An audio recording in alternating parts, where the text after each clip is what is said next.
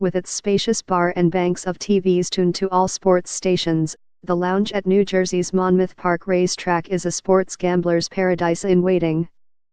All that's standing in its way, a 25-year-old federal law that bars betting on sports in most states. An hour before Thursday night's Washington-Dallas NFL game, only about half a dozen people sat at the bar, most of them workers at the horse racing track or nearby residents. But a case the Supreme Court will take up Monday could change that, packing the bar and making wagering on sports widely available nationwide. The High Court is weighing whether a federal law that prevents states from authorizing sports betting is constitutional. New Jersey is leading the challenge against that law, with all four major U.S. professional sports leagues and the federal government on the other side. If the Supreme Court strikes down the law, giving sports betting the go-ahead, dozens of states could quickly make it legal.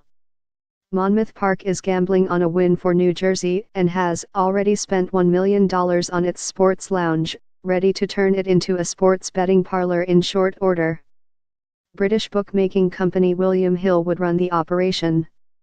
I don't think it's unfair to say if there is a broad ruling, you could be witnessing a reshaping of the global gambling industry around that ruling, said Chris Grove, managing director of Eilers & Krasik Gaming, a California-based research firm that believes 32 states would probably offer sports betting within 5 years if the Supreme Court makes that possible.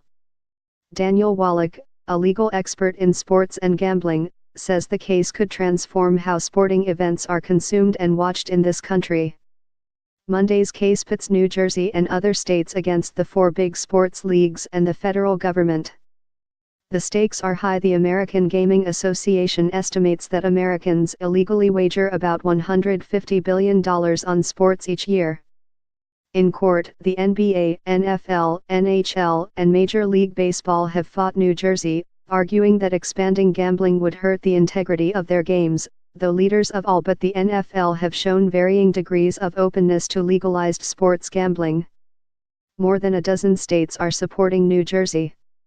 Sean Fluharty, a West Virginia lawmaker who has sponsored sports gambling legislation, says he believes his state would be one of the first to offer sports betting if the Supreme Court permits it. The Democrat says sports gambling is a way to raise new revenue without raising taxes. New Jersey has spent years and millions of dollars in legal fees trying to legalize sports betting at its casinos and racetracks. In 2012, with voters' support, state lawmakers passed a law authorizing sports betting there.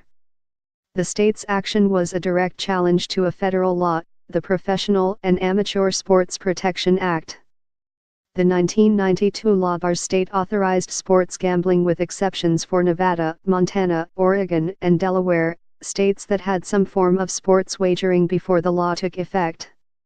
Nevada is the only state where a person can bet on a single game, though the law doesn't cover wagering between friends.